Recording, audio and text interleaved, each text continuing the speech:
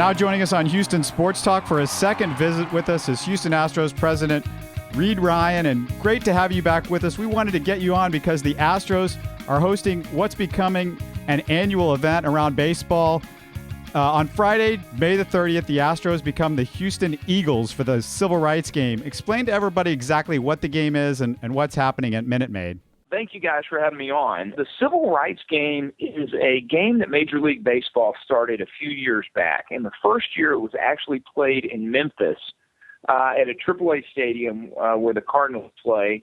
And it was a regular season game that really brought light to the struggles of the civil rights movement that happened in Memphis over the years and all across the country. And so they had it there a couple of years. They moved it to Cincinnati. Then it went to Atlanta, then to Chicago, and now it's here in Houston. And really what the Civil Rights Game does is baseball was always at the forefront of civil rights issues. The first game to be integrated with Jackie Robinson, to have African-American managers, GMs, owners, and it's a big part of who we are as an industry. And so this game was created as a way to bring attention to the very important civil rights movement that happened so long ago, and that our national pastime has a prominent role with. So that's really the genesis for the game. This year it'll be us and the Orioles, and we will wear throwback Negro League uniforms, which will be really cool and be a great way to honor those great players. And there's just a lot of fun stuff planned over the weekend. Yeah, I know you have the Civil Rights game cap giveaway. There's a Motown-themed fireworks, a round table with J.R. Richard, Harold Reynolds, and what's really cool, the Little Rock 9 member Ernest Green. You have the Beacon Awards luncheon with Robin Roberts honoring Jim Brown, Maya Angelou, and Berry Gordy. Will all those people be there? Yeah, so it's a really, really big event.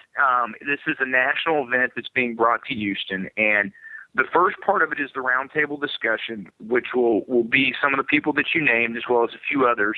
And it'll be open to the public at Minute Maid Park, Union Station. Will really be kind of an open discussion on race in our society. And it's a great way for maybe kids or people that want to come out and have an educational portion to the weekend to come see some real people that went through these struggles. So that'll be on the 29th. And then on the 30th, we actually have the Beacon Awards. And what the Beacon Awards is, as you said, all of those people were scheduled to be there. I know Maya Angelou has been in failing health, so we're still waiting to see what her status is going to be. But Jim Brown is coming, Berry Gordy's coming, Robin Roberts is coming. She's going to be the MC. We have Aloe Black, who's an up-and-coming artist. All of those folks will be honored at the luncheon as well as on the field and during the game, and Aloe Black will also perform on the field on the 30th. And so you take all of that in and put on top of it people like, Frank Robinson, Hank Aaron, the commissioner of baseball. It's going to be a star-studded weekend. We're hearing rumors that Cal Ripken may be there. So it's going to be a really fun time, and it kind of has become the center point for baseball before the All-Star game across the industry. Well, the Civil Rights Game honors the past, but you guys have another game coming up a few days later on June 10th. Looking forward to the Astros Future, the DoubleA affiliate Corpus Christi, your old ball club. They play the San Antonio Missions, which is the Padres DoubleA affiliate. It's a great chance to see some of the young players the Astros fans have heard about, right, Reid? Yeah, it is. It's the reason we started this. It's something that this is the first year we're encouraging folks to come out to see some of these prospects that are in our system. Originally, when we picked the Hooks to be the team this year, we did it for a couple of reasons. One, we thought maybe by this time of year, maybe Appel and Correa would both be in Corpus Christi with Appel kind of having a setback and going back to extended spring. I'm not sure that he'll be here. Correa's been tearing it up, so there's probably a good chance he might be called up by then. You never know. You got to just kind of wait and see how he continues to play. But the prospects we have in Corpus, whether it's Delino, DeShields Jr., or some of the arms we have, there's going to be some really good talent out there on the field. And it's a great way for us to get the Astros brand into San Antonio and have their media covering what it is we're doing in Houston and bringing their AA team over here to play. And it's just a great way for the fans to see the maturation process that goes on once a player gets in the system until he shows up at the big league. So there'll be people that will go see this game, and then within a year or two will say, hey, I remember when those guys were, in DoubleA and played at Minute Maid, and look how they filled out, or look how they've, improved their game. So we think it's a really neat tradition that we'd like to get started. The Red Sox do it very well. The Padres have done it before at their park. And so it's something that we're kicking off this year, and we hope a lot of people come out. Reid, since we last spoke, your dad, Nolan Ryan, is back working with the club as a special advisor to Jim Crane. We heard about the instruction that he was doing with the young players in spring training. What have you had him doing since the regular season started?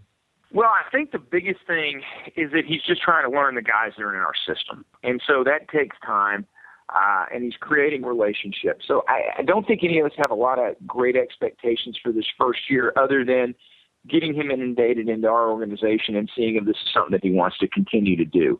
I know he's had a lot of fun so far. He went with Bo Porter and Dave Tremblay, went and looked at some amateur players. I know Jeff Luno has been talking to him, trying to get him out on the road to see both some of our prospects in the system as well as some potential draft picks. I've been leaning on him pretty heavy for just advice in everything from running the business to how we handle our players to sponsors to the league. He's such an invaluable resource because he's had a Hall of Fame career. He worked with the Astros and worked with minor league players. He went over to the Rangers. He was the president. He was an owner. He sat at the league meetings. He really has done everything there is to do in the game of baseball. And so it really, it's on Jim, it's on Jeff, it's on Bo, it's on myself for us to pick up the phone and call him. And he's a resource there for all of us to use. And it's just been fun to see who's been using it so far. We noticed on August 30th, you're having what's called a dual bobblehead night with you and your dad, which makes me ask a bunch of questions like, did you guys have a say in how they looked? And will we see a young Nolan Ryan in an Astros uniform? And if that's the case, will your dad's bobblehead be younger than you? So this is what's funny about this. The bobblehead, you sort of have to put these promotions into the works a year in advance. And so they wanted to do the dual bobblehead, and originally it was going to be a Rangers deal and an Astros deal, and how they were going to look and all that they were going to work out at a later date. And then when my dad ended up leaving the Rangers and coming over here to the Astros, there had been some buzz and people asking. And so the marketing people came back and said, hey, we want to do this, but we want to do it as you being a bat boy and your dad being a player. So I said, yeah, the fun thing about bobbleheads is the more unique you can make them, the more appealing they are to people because folks collect them, they trade them. And so we just thought this would be a really fun thing to do. And so it will be me as probably a 12-year-old kid bat boying, and him as probably a 30-something-year-old player. That's pretty funny. I'd like to talk more bobbleheads, but have to change topics here. Realize that the CSN TV situation is still complicated, but fans are being further alienated with the Major League Baseball local blackout rules, which kind of seem archaic with the shifting media landscape to streaming devices such as the tablets and phones. I understand TV carriers being reluctant to hike their prices to subscribers, but if Astro fans or Major League Baseball fans in blackout areas were willing to pay extra to watch a season full of extra inning games solely on streaming devices, would MLB ever consider changing the blackout rule for local markets?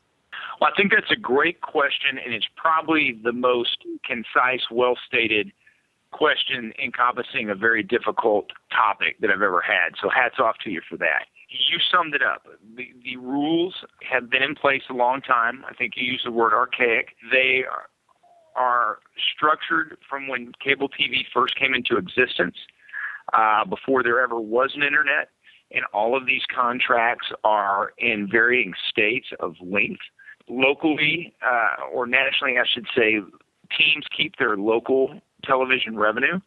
So it has created the have and have-nots amongst baseball. And so those that have big regional and local television deals have been reluctant to give those up to throw that money into a national pot to be divided evenly like what you have in the NFL.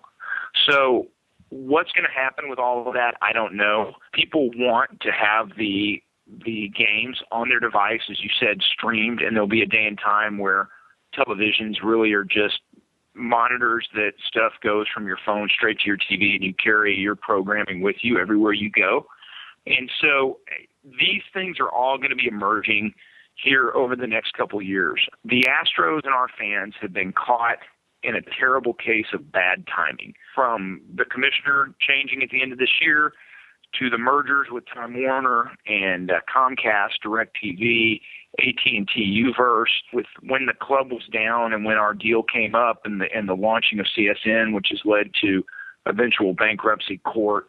If I had a magic wand, I would wave it because I want everybody to be able to see these games. But we're unfortunately in a position where now we just have to ride this thing out, let the court proceedings handle the proper course of action, see where we land when all this stuff comes out of court, and then see where the future is going to go. And so, great question. It's the timing for us. It really hits home with myself and all of our fans. But at this point, I can just be honest with you and tell you I don't have the answers, but those issues are out there, and they're not going to go away anytime soon. The Astros Oklahoma City AAA affiliation expires in September. What's the latest on that for next year? We know you wanted to move the team closer to Houston. Is Round Rock a possibility there? So the way that it works is we're really not allowed to talk about any of our affiliation changes until the minor league season is over, at which time they post teams that are up for renewal and ones that are looking to renew. So anything we would talk about right now would purely be speculation. But what I will say about all of our affiliates is that we want our players in good situations where they have great facilities, that the proximity of the club is within our territory, that our fans want to see our club, and where it's easy for our staff, baseball operations staff, scouting staff, to be able to get out and see these guys. And so Oklahoma City fits that bill. Round Rock fit that bill in the past. New Orleans has fit that bill. And so we feel like we have great talent coming up the system. And we know that, you know, the facilities that are within a short drive or flight of Houston are all really quality. They're run by great people. And when we get to the end of the season, we'll see what's out there and make that decision then. Well, thank you so much for taking the time with us again, Reid. It was great having you, and thanks for trying to answer some very tough questions, I know. Yeah, thank you, Reid. That was difficult there. It would never get to appreciate CSN. it very much. No, you guys are great. Keep up the good work, and hopefully we can keep winning some more ball games here. Well, that was Astros President Reid Ryan on Houston Sports Talk. Check out more of our interviews on HoustonSportsTalk.net.